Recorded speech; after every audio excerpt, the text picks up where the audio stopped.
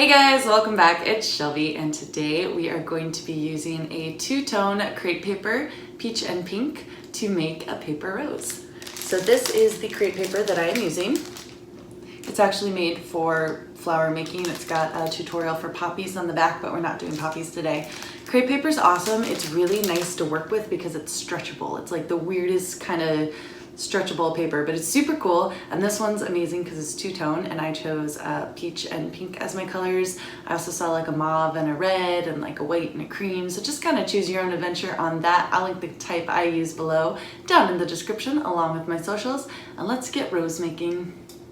So to start with, I just want to show you the different colors in this crepe paper. It is peach and pink, which I love. I'm going to cut myself off a section to work with, and then I'm just going to fold it up into a tiny little column and start cutting my petals. These are just kind of however you want them to be. I like cutting them up like this so I get long strips of them. And then for each top of the petal, which is what I'm cutting right now, I tend to cut a different shape. So these are kind of conical. I can cut some with waves, some that are round, some that are pointed, some that have like little double bumps in them. Really whatever you want. And you're going to want different sizes too, small, medium, and large. And don't worry about the bottoms, about like getting those all sorted. Just make sure that the tops of the flowers are good and you're good to go. Once you've got your long strips, you can start cutting them into individual petals. You can do that after each bump with each indent. You can go every other indent. Depending on which petal I'm cutting depends on what I'm doing. Again, I'm going for small, medium, and large, so keep that in mind. Some of them you're going to want to be much wider and broader, and some of them much more narrow. After that, go ahead and get them sorted into piles. You can do small, medium, and large, and then a pile of baby ones to start the center of the rose with. For that, you're going to want some white glue or Elmer's glue and a paintbrush, and then your floral wire. And you're just going to get the bottom like quarter or fifth of the petal covered in glue. Take your wire, roll a little roll in the top of it so that the paper has something to grab onto. This can be your very center petal. And so you just want to attach it really and get a little nub for the rest of the petals to get onto. So roll your paper around it, and then put more glue on it and fold that petal down. This one is really just to hide the wire in the center, so don't worry about it being like a perfect circle or anything like that. Basically, you just want it to be colored paper and large enough that you're able to glue the rest of your petals on. So one at a time, starting with your smallest petals, go ahead and put the glue on the very bottom of them and roll them around the center petal. For the very smallest part of the rose, I don't mind leaving the bottom part of the petals a little bit larger and rolling them around themselves with glue, just like this, and that gives more surface area for the paper or quote-unquote petal to grab onto, and this makes it a little bit easier to work with, which I appreciate. I have chosen to do the center of my rose as the peach color, so when you look down into the center of it, the more pinky peach side of the paper is showing.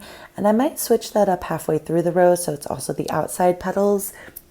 It depends on how you want to do it, but that's just kind of how I've chosen to do the inside of my rose. Once you have a base going, you can start stretching the crepe paper. This is what's so cool about crepe papers. So you see how it makes this little cup shape? The way the paper's constructed is like it's not straight paper. It's got this kind of like corrugated fashion into it, so you can stretch the center or the top or the bottom if you want of the petals to make shapes.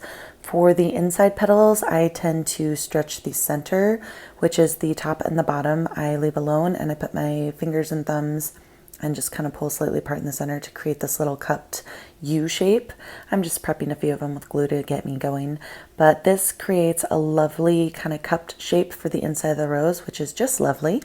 Once you have that on there and secured, you can start stretching the rest of your petals for the upper and outer petals. So these are going to be your larger cuts and your larger petals, and you're not going to stretch the center of the paper anymore.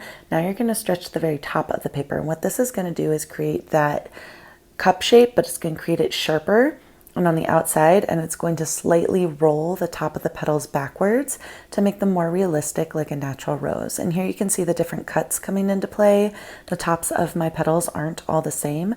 I think that gives it a very realistic shape. That's why I did it like that, because a lot of natural roses have little imperfections or divots or just differently shaped top petals than they do on the interior petals.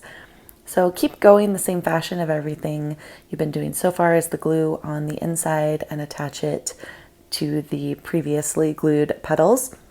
Once all your petals are on and you're very happy with your rose, that's when we're going to get our floral wire. So clean up your petals and glue. And floral tape, I recently learned the trick for. I used to have floral tape and I ended up throwing it out because I couldn't make it stick and it drove me nuts. You have to activate it by stretching it. It's not adhesive the way you would expect because it's called tape. It's got like a wax coating on it. I had to look that up. And you stretch it to kind of activate it. I fold my floral wire over on itself, which gives me a shorter stem, but it's just more, surface area for the tape to hold onto. So make sure you stretch your tape a little bit. Go down the wire, but make sure that you're at a diagonal so that the tape is crossing over itself just as much as the wire, and that way it's actually got something to stick to. It won't stick just to the wire. So go down one way, up the other to make sure you have a nice coating. Rip it off, stretch it, and roll it around the rose to make sure that it is nice and secured and finished, and also covers up the very bottom of the petals because we didn't cut them nice and clean and sharp, knowing that we were going to cover them up with floral tape.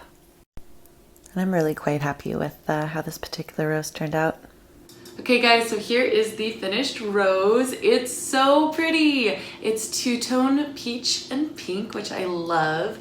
I like to fold my floral wire up. You probably saw that. That way the floral tape is just thicker and more like an actual stem.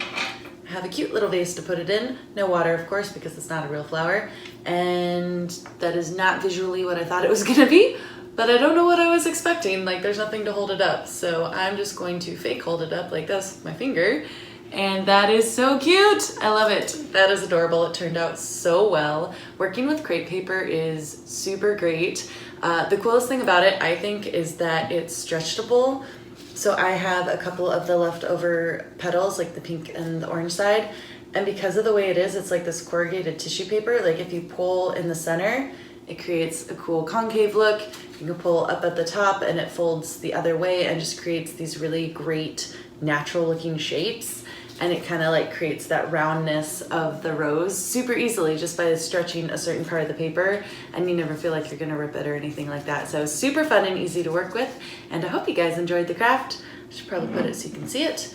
But thanks so much for joining me, and I'll see you here again soon. Thanks for watching. Bye for now.